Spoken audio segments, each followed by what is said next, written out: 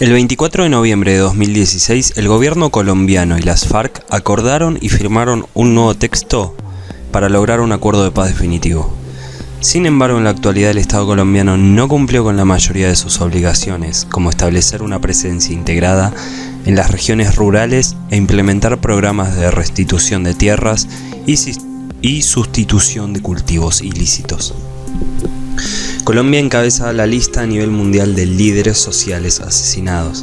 Según el último informe de la organización Frontline Defenders, la impunidad en estos casos es del 86%. Según la ONU, el 93% de los casos ocurrieron en lugares donde no existe presencia del Estado, lo que genera un gran retroceso para la implementación del acuerdo de paz. Hoy, en el fin de la historia, ¿qué pasa en Colombia?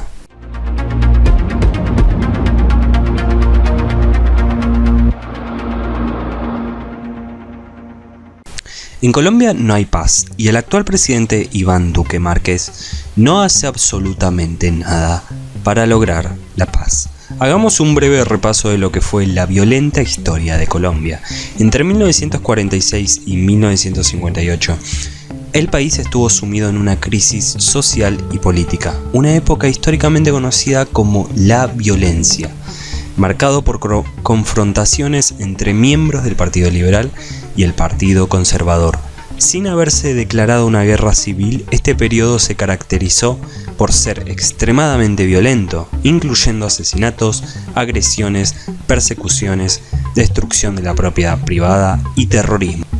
El caos empezó en 1948 cuando asesinaron al líder del Partido Liberal, Jorge Eliezer Gaitán. Gaitán era conocido como el defensor de las causas populares, era un líder muy querido en todo el país. Justo cuando se había presentado como candidato para las elecciones presidenciales, lo asesinaron. Imagínense la furia del pueblo colombiano. Fue así como se dio inicio al Bogotazo, una serie de marchas y protestas que tuvieron lugar no solo en la capital de Colombia, sino en todo el país. Las consecuencias de este periodo, que tuvo lugar hasta 1958, duraron mucho más de lo imaginado, mediante el conflicto armado interno que ha tenido como protagonistas a la fuerza pública, a grupos guerrilleros y paramilitares, bandas criminales y carteles de droga.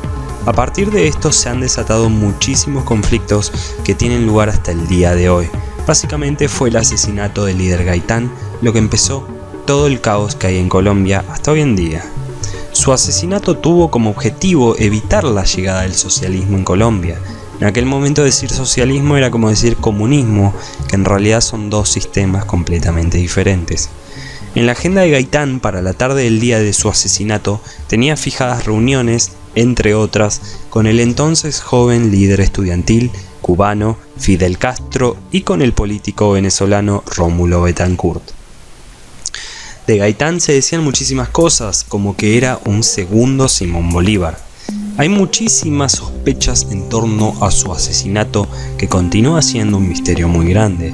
Por ejemplo, el supuesto autor material de su asesinato, Juan Roa, era una persona que admiraba muchísimo a Gaitán y asistía a todas sus conferencias. La verdad es que haría falta un video aparte hablando específicamente sobre este caso. En el medio de esto hubo una dictadura que tenía como objetivo terminar con este periodo tan violento. No lo logró y en 1957 se creó el Frente Nacional, un acuerdo entre liberales y conservadores para el regreso de la democracia. El Frente Nacional marcó el fin de la violencia bipartidista, pero la exclusión de otras ideologías políticas hizo que continuaran los problemas sociales, económicos y políticos, de manera que surgieron otros grupos guerrilleros como las FARC, las Fuerzas Armadas Revolucionarias de Colombia en 1964, el Ejército de Liberación Nacional en 1965, el Ejército Popular de Liberación en 1967, el Movimiento 19 de Abril luego de las elecciones fraudulentas de 1970, el Movimiento Indigenista Quintín Lame 1984. Desde entonces, a pesar de que hubo elecciones, continúa la violencia debido a la presencia de grupos guerrilleros, no solo de extrema izquierda, sino también de extrema derecha. En Colombia, además, hay un enorme mercado ilegal. Es el mayor productor de cocaína a nivel mundial y es ejemplo perfecto de un narcoestado. La política y el gobierno está controlada por los carteles de Medellín, por ejemplo, que tienen un poder enorme.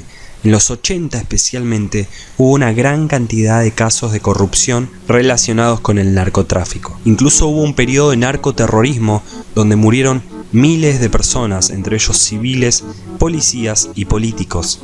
Según la ONU, Colombia produce el 70% de la cocaína del mundo. Muchos espacios en Colombia han sido abandonados por el Estado y están siendo controlados por paramilitares y por narcotraficantes que asesinan a cualquier líder social que reclame condiciones de vida dignas para los pobladores de aquellas zonas.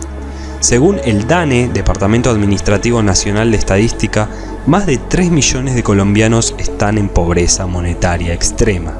El Alto Comisionado de las Naciones Unidas para los Refugiados, en su informe Tendencias Globales, Desplazamiento Forzado en el 2018, asegura que Colombia es el país con más desplazados del mundo, superando a Siria y Yemen, como para que se den una idea. Todo esto, por supuesto, se debe a lo anterior mencionado. La gente quiere irse de zonas que están controladas por la corrupción y el narcotráfico. El problema principal es que el Estado colombiano no está haciendo nada para parar con estos múltiples conflictos que tiene. ¿Realmente merecía un Nobel de la Paz el presidente anterior, Juan Manuel Santos, por las acciones relacionadas a una paz que nunca llegó? Los medios siguen concentrándose en Venezuela y nadie habla sobre Colombia, nadie habla sobre Honduras, nadie habla sobre Haití. Les invito a ver los otros videos que hice sobre estos temas. Esperemos que los medios hegemónicos de comunicación comiencen a centrarse un poco más en lo que pasa en el resto de América Latina. Esto fue el fin de la historia. Muchas gracias y hasta la próxima.